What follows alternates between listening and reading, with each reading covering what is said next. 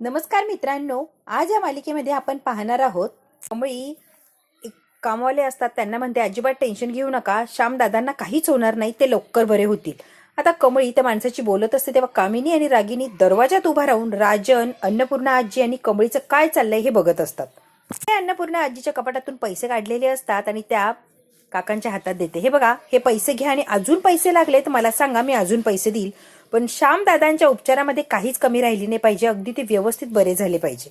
कामिनी आणि रागिनी बघतच थांबलेले असतात की कमळी आता कपाटातून स्वतः पैसे काढून स्वतः व्यवहार करायला लागली. इतक्या चिडलेले असतात या दोघी. माणूस पैसे घेऊन गेलेला असतो, लगेच कामिनी येते. काय गे कमळे, त्यात किल्ल्या आल्या की सगळी प्रॉपर्टी तुझी झाली का? कपाटातला सगळा ऐवज तुझा, असं काही समजू नको. हा, सगळ्या एस्टेटीवर तुझा जेवढा अधिकार आहे तेवढा माझ्या अनिकाचा सुद्धा आहे, कळालं का? त्यामुळे एकटीच असल्यासारखं वागायचं नाही. मी म्हणते चाव्या इकडं आण. कमळीच्या हातातून चाव्या आता ओढून घेत असते. मी त्या चाव्या घेते आणि राजनकडे देते. बाबा, या चाव्या घ्या. कमळी आता राजनच्या हातात चाव्या देते आणि परत फिरून कामिनीच्या समोर उभी राहते. कसं आहे ना कामिनी देवी, हा पैसा, ही प्रॉपर्टी, ही इस्टेट, हा कपाटातला ऐवज, हा कोणाचा आहे? महाजनांचा. तुमचा काही एक संबंध नाहीये. आम्ही कसा वापरायचा, कोणाला द्यायचा, कसा उधाळायचा, आमचा आम्ही बघू. तुमचा काही संबंध नाहीये, लक्षात ठेवायचं. ना मध्ये मध्ये करायचं नाही, तुमच्या कामाशी काम ठेवायचं. तर आता कामिनी आणि रागिणीच्या समोर कमळीचा हात पकडतात आणि त्या चाव्या परत कमळीच्या हातात ठेवतात. आता मात्र या दोघींचे डोळे असे मोठेचे मोठे झालेले असतात की राजन हे काय करतोय, हिच्या हातात सगळी सत्ता देतोय होय. राजन म्हणतात त्या चाव्या तुझ्याकडेच ठेव, जेव्हा आई बरी होईल ना तुझ्या हाताने आईकडे परत दे. पूर्ण आजी सुद्धा डोळ्याने कमळीला खुणवतात की त्या चाव्या तुझ्याकडेच असू दे. कामिनी आणि रागिणीला इतका राग आलेला असतो. राजन म्हणतात ते सगळं काही ठीक आहे कमळी, पण एक प्रश्न पडलाय, घरातली सगळी वायरिंग नवीन आहे, मग लूज कॉन्टॅक्ट कुठे झालं आणि करंट कसा लागला? एवढी मोठी हानी झाली असती, सगळं सगळं काही नुकसान झालं असतं, कोणी जीवे मेलं असतं, हे झालंच कसं शोधून काढायला हवंय ना. कामिनी म्हणते राजन, माझ्याकडे बघून का बोलतोयस तू?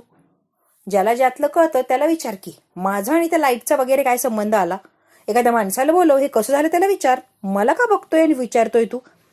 कमळी म्हणते हे बघा बाबा, असू द्या, कुणाला काही विचारायला जाऊ नका किंवा त्याच्यावर विचारही करू नका. जे झालंय ते झालंय, आता आपण बदलू शकत नाही आहोत. पण सगळ्यात महत्वाचं किंवा आपल्यासाठी चांगलं काय, कुणाला काही लागलं नाही, कुणाचा काही जीव गेला नाही, देवाचे आभार मानायचे आणि सोडून द्यायचं. कशाला एवढा विचार करताय बाबा? म्हणते इलेक्ट्रिशियनला बोलवते आणि सगळं काही नीट करून घेते, तुम्ही काळजी करू नका बाबा. राजन आता अन्नपूर्णा आजीला आणि बाबांना म्हणतात मी जरा आलो, काम आहे माझं, आणि राजन तिथून गेलेले असतात. कामिनी आणि रागिनी सुद्धा तनतन करत तिथून बाहेर आलेले असतात आणि बाहेर आल्या आल्या लगेच कामिनीला रागिनी म्हणते ए आई ऐक ना जरा, राजन त्या गावढळ मुलीला त्या म्हातारीच्या चाव्या का देतोय, काही कळेल का मला? रागिनी, मला सुद्धा तोच प्रश्न पडलाय ना, मनात काय चाललंय, त्याच्या डोक्यात काय ना, तेच मला कळत नाहीये. रागिनी सही वागतोय, चाव्या काय देतोय, उलट प्रश्न काय विचारतोय, त्याचं वागणं आहे ना आजकाल मला समजतच नाहीये. कामिनी आणि रागिनी निघून गेल्यावर कमळी आता अन्नपूर्णा आजीच्या जवळ बसते. ती म्हणते मी परत जाते कॉलेजला, फार उशीर झालाय मला आता आजी. ती म्हणते फक्त कपडे बदलायचे म्हणून 5 मिनिटासाठी आली तर किती वेळ व्हायला गेला, मी लगेच जाऊन येते आता, चला बाय. आणि बाय म्हणून कमळी काही घाईने निघालेली असते. अन्नपूर्णा आजी बाबांकडे बघते आणि बाबा सुद्धा अन्नपूर्णा आजीकडे बघतात, कारण कमळीमुळे त्यांना एक समाधान असं वाटत असतं. कमळी आता कॉलेजमध्ये आलेली असते आणि निवांत असं विचार करते, माझ्या रूम मध्ये जे झालं तो अपघात होता की कुणातरी साठी ठरवून तो प्लॅनिंग केलेला होता, म्हणजे कुणाचा जीव वगैरे घेण्याचा विचार तर नव्हता. म्हणजे हा जो प्लॅन असेल तर माझ्यासाठीच तर नसेल, 100% माझ्यासाठीच तो प्लॅन केलेला असणार. कमळी आता विचार करत करत ऋषीच्या आणि निंगीच्या समोर येऊन उभी राहते, तरी सुद्धा समोर ते तिला दिसत नाही आणि निंगी इतका आवाज देते कमळीला, तरी कमळीचं लक्ष नसतं, कारण तिच्या विचारामध्ये ती मग्न झालेली असते. निंगी तिला हात लावते आणि कमळी असं म्हणते. कमळी अशी टणकन उठते, इतकी घाबरलेली असते. काय ग कमळी, एवढी कसली घाबरली आणि काय विचार चाललाय, किती वेळची आवाज देतेय मी, काय झालंय कमळे? कमळी म्हणते अगं निंगे, ऋषी सर माझं आवरलं आणि बाथरूम मधून बाहेर येत होते, तेवढ्यात अनिकाच्या बाथरूम मधून आवाज आला जोरात, कोणीतरी पडलंय किंवा लागलंय असा. जाऊन बघितलं तर काय, श्याम काका धाड असे पडलेले, गिझरचा झटका बसला म्हणून. गिझर मध्ये म्हणजे मी ज्या बाथरूम मधून आंघोळ करून बाहेर आले त्याच बाथरूम मध्ये शॉक होता आणि श्याम काका गिझर ऑन करायला गेले आणि लगेच पडले ते, आणि पडले त्यांनी डोळे बंद केले, खूप लागलंय त्यांना. हा भयान असा शॉक लागला आणि ते खाली पडले जमिनीवर. कमळी खूप वेळा तेच ते सांगत असते, कारण कमळीला सारखा तोच विचार येत असतो की ते पडलेच कसे. ऋषी, निंगी, बंड्या सुद्धा ऐकतो, त्यांना सगळ्यांना धक्का बसलेला असतो की असं कसं होणार, अचानक कसं शॉक लागणार, जरच्या काही वायरिंगचा प्रॉब्लेम वगैरे झाला असेल म्हणून झालंय म्हणताय. म्हणतो कमळी हे अचानक होऊ शकत नाहीये, आत्ताच त्या गिझरच्या वायरिंगला प्रॉब्लेम होणं, श्याम काकांना शॉक लागणं, ते कोसळून पडणं, हे सगळं काही अगदी सहज झालेलं नाहीये, हे प्लॅनिंग केलेलं आहे कमळी. डाऊट येतोय आणि कुणीतरी मुद्दाम केलंय, मी खात्रीने सांगू शकते. म्हणते मला पण असंच वाटतंय कमळी कुणीतरी मारण्याचा प्रयत्न करते मुद्दामून. फक्त तुझ्यासाठीच हे केलं एवढं पण मी सांगू शकते. निंगे काही पण काय ग कमळे, तू विश्वास ठेव नको ठेवू, तुझ्यासाठीच हे केलंय. तर त्या लोकांना कमळी तिथे नकोय, तिचे जोर उठलेत ते, मला तिथे राहायचंच नाहीये बाबा. ते पण इतकी भीती वाटते काहीतरी आमच्या जीवाला बरं वाईट करतील ह्या बायका. त्यातल्या बायका कशा आहेत तुला चांगलंच माहितीये ना कमळी, काहीही कारस्थान करत राहतात तेही सारखं. एवढ्यात आता ऋषीला फोन आलेला असतो. ऋषी म्हणतो राजन काकांचा फोन आहे. ऋषी कमळी आहे का? ऋषी म्हणतो हो आहे, देतो मी. तिला सांग श्यामचा जीव वाचलाय, आता धोका टळलाय. योग्य ते उपचार केले आणि घरी सोडून दिले, आता बरा आहे तो. देवी आईचा आभार मानते, देवी आईच्या पाया पडते. देवी आई बरं झालं ग, विघ्न टळलं. ऋषी आता फोन बंद करतो. मी म्हणते कमळे त्या घरात कधी काय होईल ना काही सांगता येत नाही, त्यापेक्षा आपण आपल्या हॉस्टेलवर राहायला येऊ, आपल्याला काय तिथे राहायचं नाहीये. इतकी घाबरते ही निंगी, काय बडबडतीये, ऋषी सरांना खरं काय ते माहितीच नाहीये आणि ही सगळा पचका करून बसायची. कमळी आता खूप घाबरलेली असते. काय अजून बोलायच्या आधी आपल्याला थांबवायला लागणार, नाही तर सगळ्या प्लॅनचा पचका होणार. मी म्हणते निंगे काही पण बोलतीस का ग, अन्नपूर्णा आजींची तब्येत आता कुठं बरी व्हायला लागली, अशा अवस्थेत त्यांना सोडायचं आणि हॉस्टेलवर जायचं, तुला तरी पटतंय का? उगाच काहीही बडबड करते. कमळी म्हणते मी काय म्हणते, त्या बायकांना घाबरायची गरजच काय, मी कोण आहे? कमळी महाजन, विसरलीस का? त्याच घरी घाबरायचं आणि घर सोडून जायचं का? वेडीच काय ग निंगे? म्हणते हो बरोबर बोलती ग बाई, माझंच चुकलं. तरी आता सगळं सावरलेलं असतं आणि निंगी गप्प होते. ऋषी आता कॉलेजवरून घरी येतो आणि आल्या आल्या लगेच पुस्तक वाचायला बसलेलो असतो. तेवढ्यात काय साधना तिथे येते, साठी पाणी आणते. ऋषी मस्तपैकी गाणं गुणगुणत असतो आणि पुस्तक वाचत असतो. साधना आता पाण्याचा ग्लास ऋषीच्या समोर पकडते. ऋषी पाणी पितो आणि ग्लास परत ट्रे मध्ये ठेवतो, तरी पण साधना तिथेच उभी राहिलेली असते. साधना मावशी म्हणते ऋषी बाबा काय झालंय, आज काही खास आहे की काय, मूड खूप छान दिसतोय तुमचा. हो असं काही स्पेशल नाहीये, का विचारलं? इकडच्या सहलीवरून आला ना, जरा गाडी एकदमच खुश आहे तुमची म्हणून विचारलं. कमळी आहे ना, कमळी इतकी हुशार आहे, इतकी माहिती आहे तिला महाराजांच्या बद्दल, काय सांगू तुम्हाला मावशी. त्या गोष्टी तर मलाच नव्याने कळल्या, इतकी माहिती आणि सगळ्यांना छान असं समजावून सुद्धा सांगायची. कॉलेजची जीएससी ती सगळी जबाबदारी उत्तम अशी पार पाडली. सगळ्यांना छान असं तिने सांभाळून घेतलं आणि स्पेशली अनिकाला, ती अनिका कशी माहिती आहे ना, तिला सुद्धा हिने व्यवस्थित असं हँडल केलं. म्हणजे कमळी किती हुशारी बघा की साधना मावशी. ती सुद्धा लहान बहीण म्हणून 4 गोष्टी समजून सांगायची, तिला आवरायची, सावरायची, शांत बसायला लावायची, वेळोवेळी तिला आधारही द्यायची. ट्रिप खूप छान म्हणजे अगदी जबरदस्त झाली आणि सगळ्याचं क्रेडिट मी कमळीलाच देणार, कारण कमळीने सगळं काही हँडल केलं अगदी उत्तमरित्या.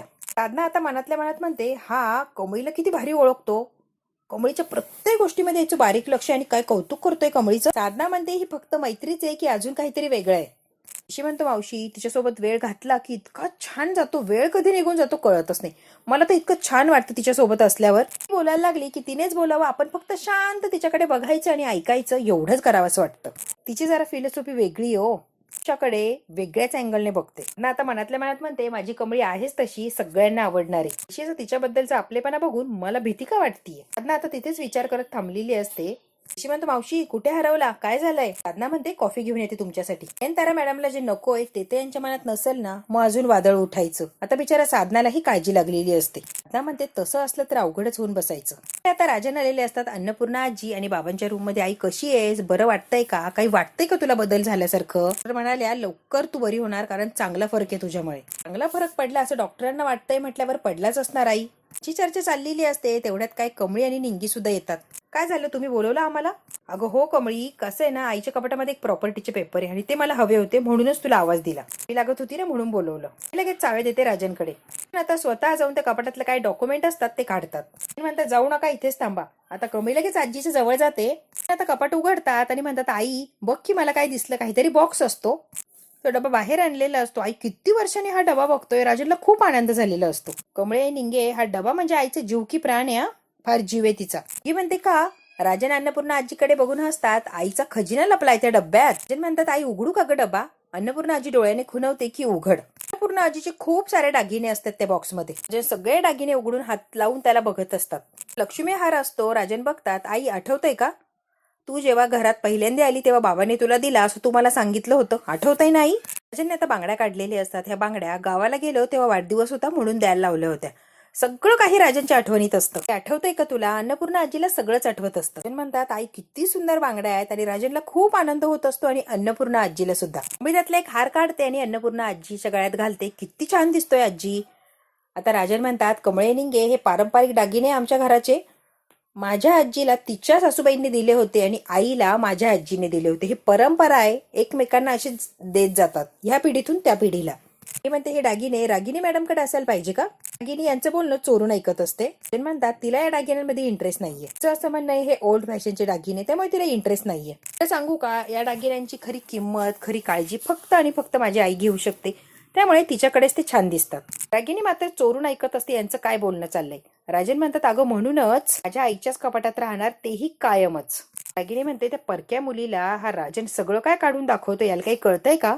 चोरले बिरले म्हणजे सगळ्या दागिने व्यवस्थित ठेवलेले असतात आणि परत आता ते कपाटात ठेवायला जातात. कमळीकडे ते फाईल काढून घेतात आणि परत चाव्या देतात. कमळी आता म्हणते राजनला म्हणते बाबा माझं काय म्हणणं आहे, कपाटामध्ये एवढ्या महागड्या वस्तू आहे, एवढ्या मौल्यवान वस्तू आहे, ते चावी तुमच्याकडे असू दे, एवढी मोठी जबाबदारी मला देऊ नका. राजन म्हणतात मी पण तेच म्हणतोय की इतक्या मौल्यवान वस्तू आहे, ही चावी अगदी योग्य व्यक्तीकडे असायला हवी आहे ना, व्यक्ती अगदी जबाबदार असायला हवी ना कमळी. तुला देतोय कमळी, पूर्णपणे बरी होईपर्यंत ह्या चाव्या तू सांभाळायच्या.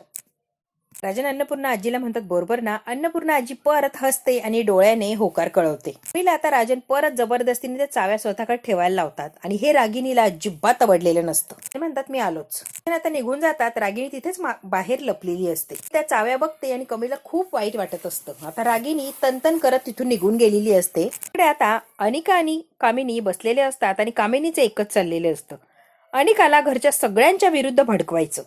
जोपर्यंत ही म्हातारी अनिका या अवस्थेत जोपर्यंत आहे ना, तोपर्यंत आपलं कोणीच काही बिघडवणार नाही. अगं मी सांगते ऐकून तर घे अनिका. तेवढ्यात काय रागिनी अशी जोऱ्यात येते आणि दार असं दणकन लावते. काय मध्येच कामिनी म्हणते काय झालंय बाळा. आता रागिनी चिडलेली असते. आई त्याला वेड लागलंय का? वेड आहे का तो? अगं कोण, काय, कुणाबद्दल बोलतीये, जरा स्पष्ट बोलतीस का? डोक्यात गेलाय आणि हे काही सहन होत नाहीये. अगं रागिनी काय झालंय सांगशील का व्यवस्थित?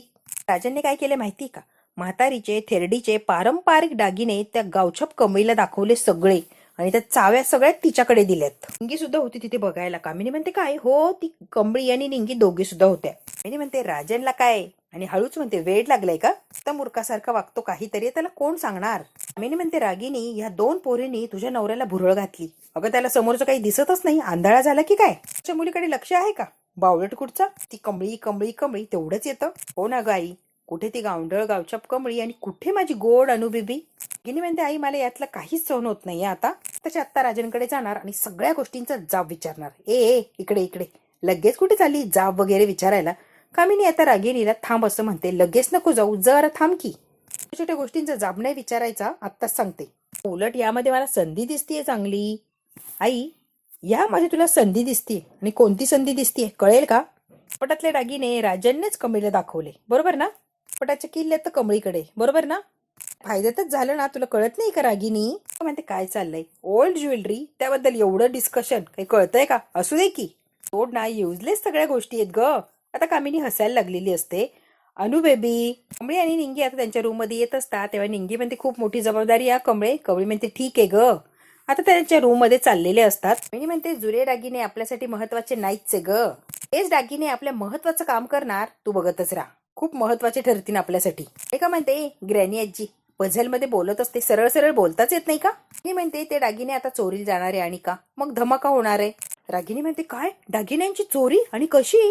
कामिनी म्हणते अगं राजननेच आपलं काम सोपं केलंय. ते कपाटातले दागिने मी चोरणार, दागिने चोरले की वितळून टाकणार, वितळून टाकले की ते दागिने कोणते कोणाचे काहीच कळणार नाही, म्हणजे प्रूफच राहणार नाही. करोडो रुपये येतील, करोडो रुपये. मग आपण अशी श्रीमंत होणार. पैसाच पैसा आपल्याकडे. सगळ्या गोष्टीचा आळ कुणावर येणार? त्या कमळी टमळीवर, कारण तिचे दागिने बघितलेत तिने सगळे आणि चाव्या सुद्धा तिच्याकडेच आहे म्हणल्यावर पहिला संशय त्या कमळीवरच जाणार. कळतंय का? आपण खाणार मेवा आणि जेलमध्ये जाणार ती कमळी. का म्हणते ओ असं होय. मी म्हणते अगदी बरोबर. आता मी तुम्हाला एक प्लॅन सांगते, त्या प्लॅन प्रमाणेच आपण सगळं करायचं, म्हणजे सगळं काही परफेक्ट होऊन जाणार. कामिनी, रागिनी आणि का यांनी जबरदस्त असा प्लॅन बनवलेला असतो कमळीला अडकवण्यासाठी आणि दागिने चोरण्यासाठी. जी वाव, पण तू शुअर आहे ना हा प्लॅन सक्सेस होणार? 100% सक्सेसफुल होणार. Don't worry Anika baby.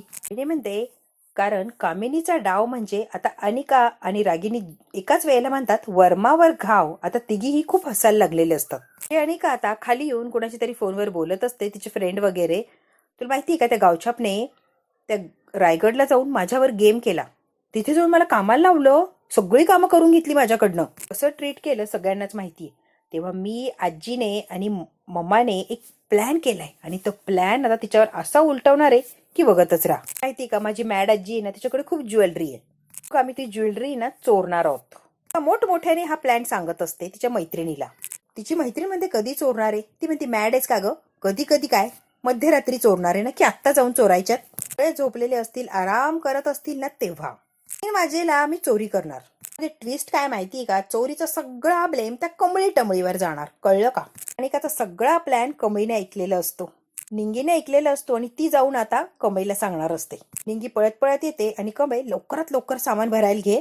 अगं त्या कैद्याशीनी आपल्यावर डाव रचणार आहे. त्यांनी मोठा असा प्लॅन केलाय. रात्री 3 वाजता अन्नपूर्णा आजीच्या रूम मधले दागिने चोरणार आणि सगळा आळ आपल्यावर टाकणार आहे. कमळी म्हणते निंगे, जरा शांत बसतीस का? शांत डोक्याने विचार करतीस का? काय बोलती? एवढं तरी कळतंय का? आबाने कोणत्याच संकटातून पळून जायचं शिकवलेलं नाहीये, तर सामना करायचा, लढायचं शिकवलंय. संकटाला सामोरं जाण्यातच धाडस आहे हे शिकवलं नेहमी. निंगी म्हणते कमळे, कसलं आलंय धाडस? पोलीस आले आणि अटक केली तर काय करायचं?